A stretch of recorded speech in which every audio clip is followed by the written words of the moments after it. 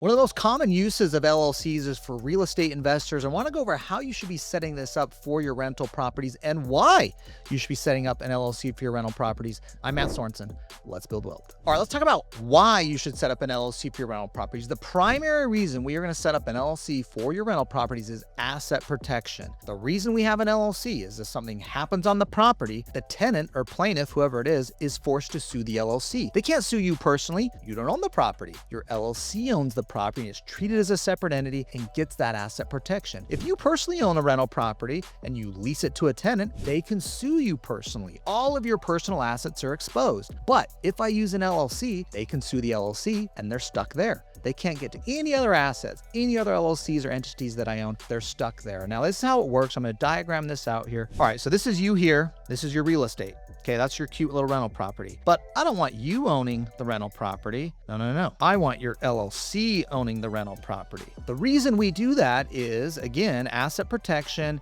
and you have what's called the corporate veil. Now, this liability protection here is called the corporate veil, and it's a principle in law that says an LLC or corporation has separate liabilities and separate assets from the owner of the entity. And that corporate veil is what protects you from liabilities that happen up at the property or at the business level. Now, one thing I want to make sure you understand is you must set up the LLC properly to ensure that you get this corporate veil. So we're going to go over some things here in a moment of what to do to set up the LLC properly and some steps you got to take to ensure you get this asset protection.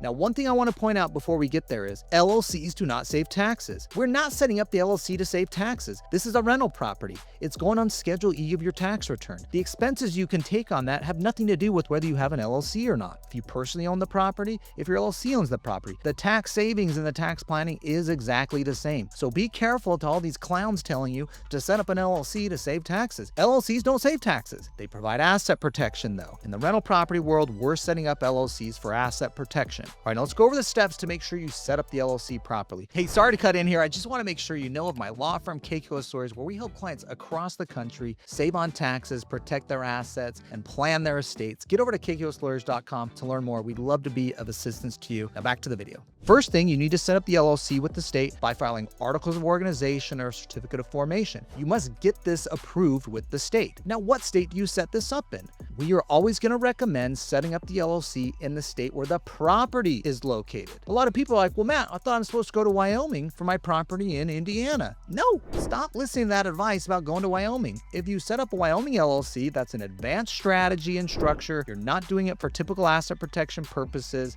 So be careful of going to Wyoming or these other states. What you should be doing is setting up an LLC in Indiana for the property in Indiana. Okay. If you're in Arizona and you got a property in Washington, don't do an Arizona LLC. The reason being is you need an LLC set up in the state where the property is located if there's a lawsuit or an issue in that state. Now, you could set up an LLC in one state and have it registered foreign into another, so it's doing business in two states, but you at least need to have the LLC in the state where the property is located, or it's an out-of-state LLC registered foreign into that state where the property is located. Either way, I've got a filing I got to handle with the state. The next thing you need is an operating agreement for the LLC that says the LLC has limited liability protection and the owner's assets are treated separate from the LLC's assets. If you're the manager of the LLC, which is what we recommend, do manager-managed LLCs, that the manager is indemnified and not personally responsible for the LLC's liabilities. Okay, we need that operating agreement. It tidies up some of those things and clarifies who owns the LLC. Now, the third thing I want to make sure you do is some procedural matters. There are two procedural matters you've got to do once the LLC is set up and you even have the documents done right. The first,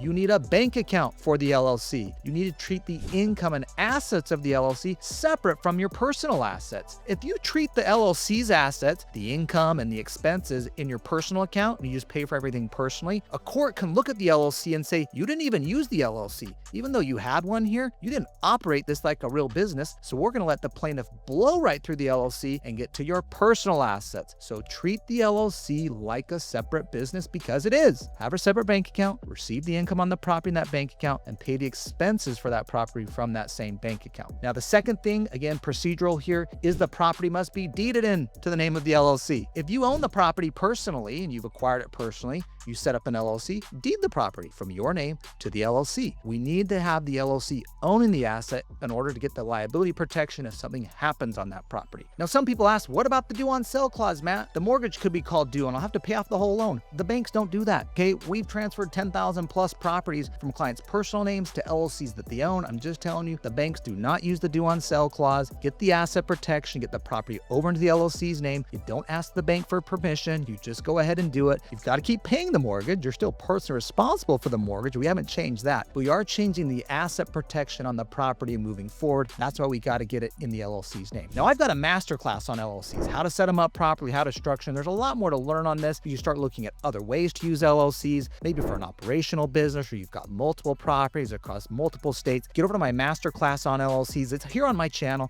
so make sure you're subscribed. I've got a lot more tips on how to protect your assets, save taxes, and build wealth. I'm Matt Sorensen. We'll see you next time.